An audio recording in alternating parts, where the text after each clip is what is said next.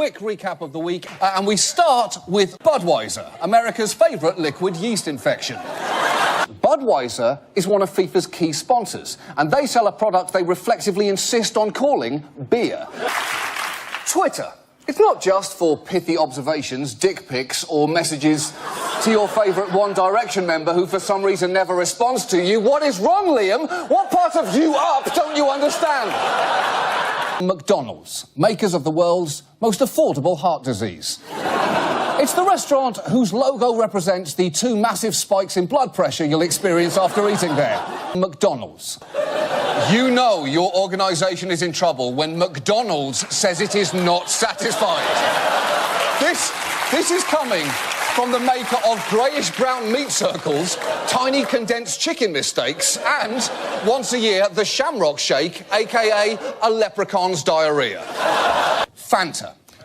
The button on a vending machine most likely to be covered by a piece of masking tape crudely labelled root beer. Fanta was invented in Nazi Germany, and if you didn't know that before, I'm willing to bet it's the only thing you're going to associate Fanta with from now on. Chipotle.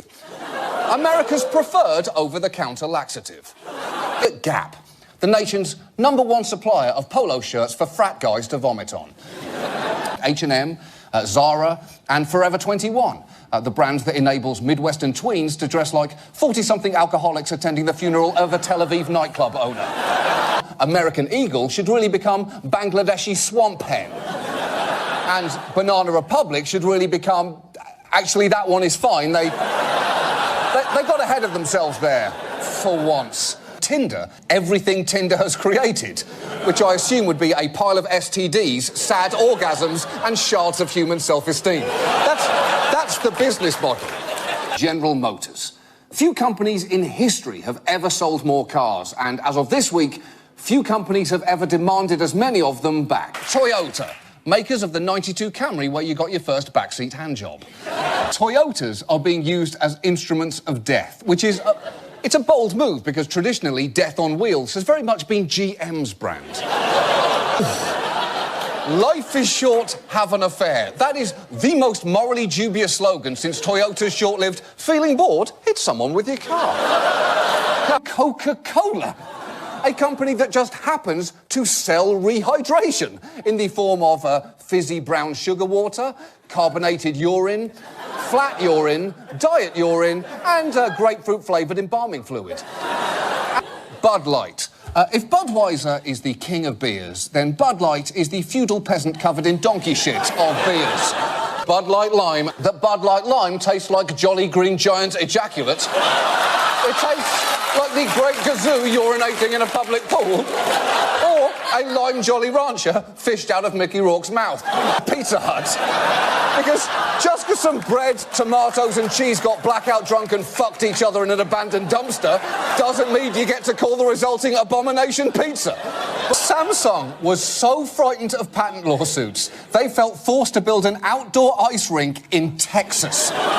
Do you know how hard that is to maintain? It's like building a bowling alley in space.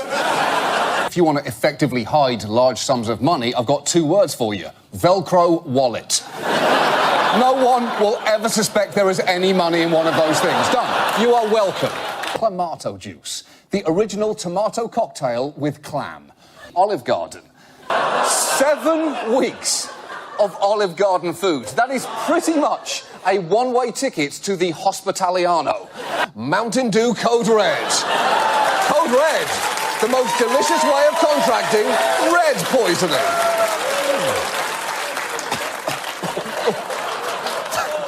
That is horrific. If you'll excuse me, I'll just take a break from making this point by enjoying the refreshing taste of Mountain Dew Code Red. And then it's at this point that you usually realise, oh, this isn't the thing that I was looking for. You're just advertising the most disgusting fucking drink ever manufactured. Although, I will say it does undeniably taste of red. 11 sea creatures who deserve to die, sponsored by BP. Now, Kellogg's, the folks that make candy that you can mix with milk. Cocoa Krispies boasted that they can increase your child's immunity, which is true, but only in the sense that it immunises them from not having diabetes. Yes, Bank of America took my home. Yes, Taco Bell gave me diarrhea. And sure, GM tried to kill me, but Time Warner and Comcast are the worst. They are the worst. Pretty soon, the only thing left to sponsor will be the sponsorships themselves. And now Pepsi presents a Geico look at Nabisco's Toyota Moment of the Game, brought to you by Taco Bell. That's our show. Thanks for watching. See you next week. Good night.